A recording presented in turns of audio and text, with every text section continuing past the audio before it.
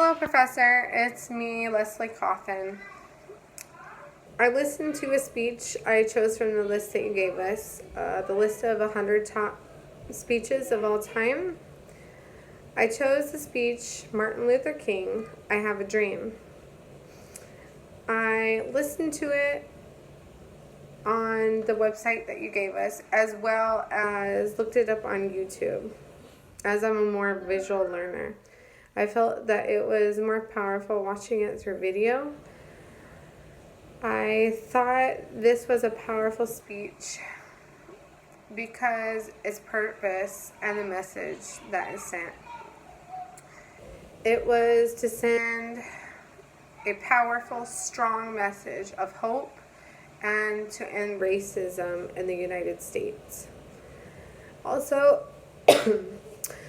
for all the Americans to have civil rights. My favorite part was that he said that man needs to overcome the need for violence, as I think this is still true, that this is still a challenge in America and in the rest of the world, unfortunately, still many years later.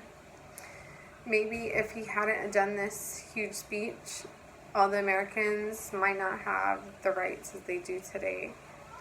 I think it was a huge impact on history.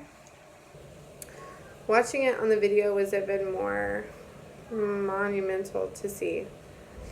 It looked like thousands of people were there to support the cause. It was very powerful watching the video and just seeing all the people that were involved and support for the same cause.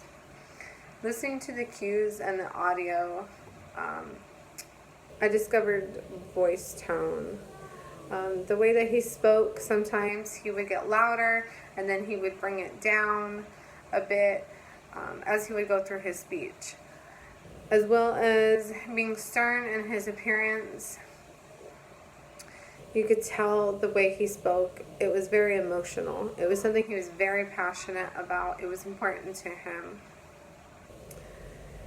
He kept his shoulders back, his chin up, good posture. I saw that in the video.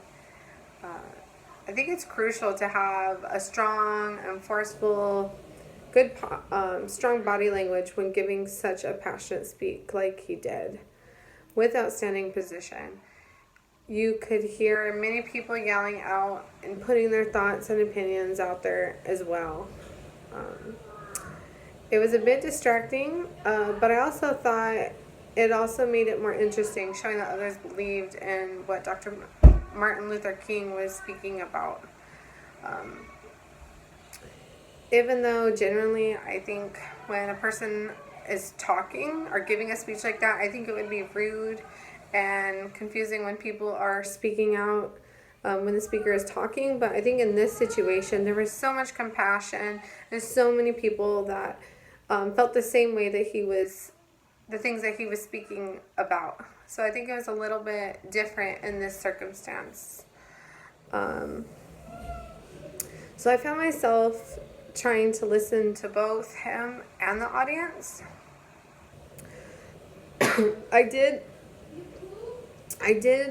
replay it a few times to get the full message that was being delivered.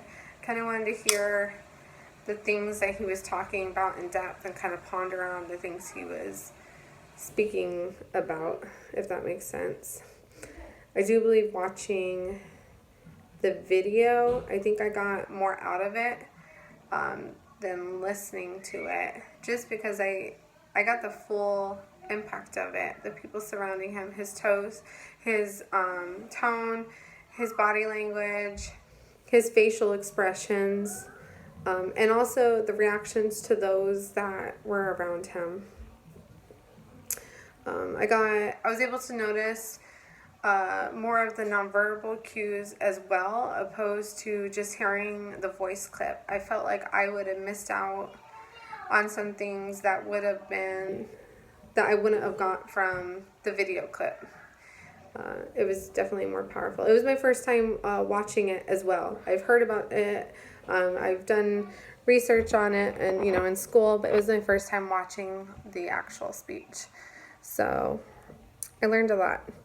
Hope you have a good week, and thank you, Professor.